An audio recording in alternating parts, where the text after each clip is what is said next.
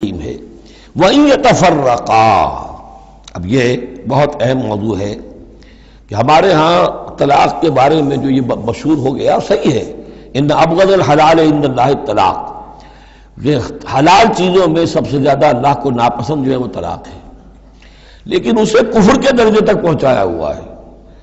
لڑائی چل رہی ہے، جھگڑا چل رہا ہے، مزاجوں میں موافقت نہیں ہے، ایک دوسرے کو کوس رہے ہیں، دن رات کا جھگڑا ہے، طلاق نہیں دینی۔ یہ احمقانہ طرز عمل ہے، بالکل احمقانہ، شریعت کی منشا کے بالکل خلاف۔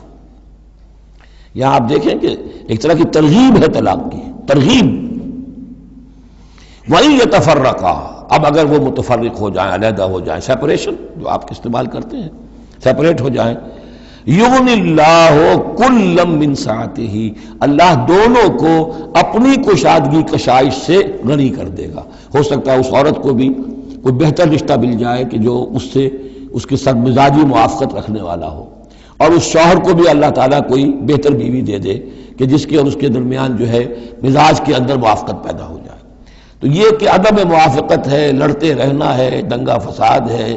لیکن یہ کہ وہ طلاق نہیں دینی ہے، یہ ہندوانہ اثرات ہیں ہم پر نمبر ایک، اور دوسرے عیسائیانہ اثرات ہیں۔ عیسائیت پہ بھی طلاق حرام ہے،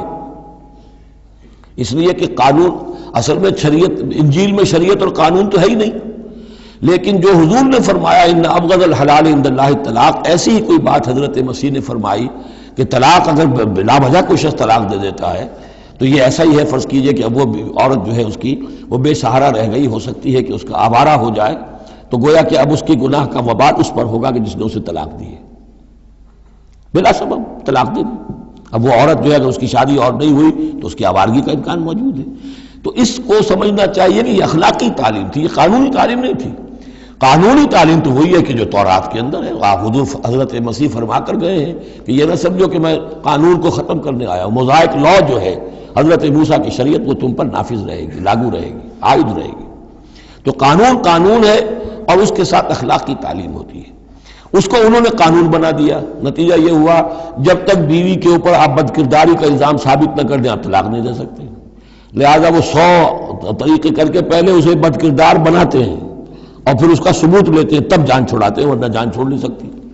تو یہ سارا کا سارا معاملہ جو ہے شریعت کے اندر تو جو صحیح راستے رکھ دیے گئے ہیں ان کو اگر چھوڑا جائے گا تو پھر غلط راستے اختیار کرنے پڑیں گے۔ تو ایک ہندوانہ اثرات جو ہمارا پس منظر ہے، اور ایک جدید تہذیب کے جس پر عیسائیت کا غلبہ ہو گیا تھا، ان کے ہاں کے اثرات کی وجہ سے یہ طلاق کا معاملہ ہمارے ہاں تقریباً کفر بنا دیا لوگوں نے۔ وَإِن يَتَفَرَّقَا يُغْنِ اللَّهُ كُلًّا مِّن سَعَتِهِ، اگر وہ علیحدہ ہو جائیں، نہیں مزاجوں کی موافقت ہو رہی، اللہ غنی کر دے گا ہر ایک کو، دونوں کو اپنی وسعت میں سے۔ وَكَانَ اللَّهُ وَاسِعًا حَكِيمًا، اللہ بڑی وسعت رکھنے والا ہے، بڑی سمائی رکھنے والا ہے، اس کے خزانے بڑے وسیع ہیں، حکیم ہے، حکمت والا ہے، اس کا ہر حکم جو ہے وہ حکمت پر مبنی ہے۔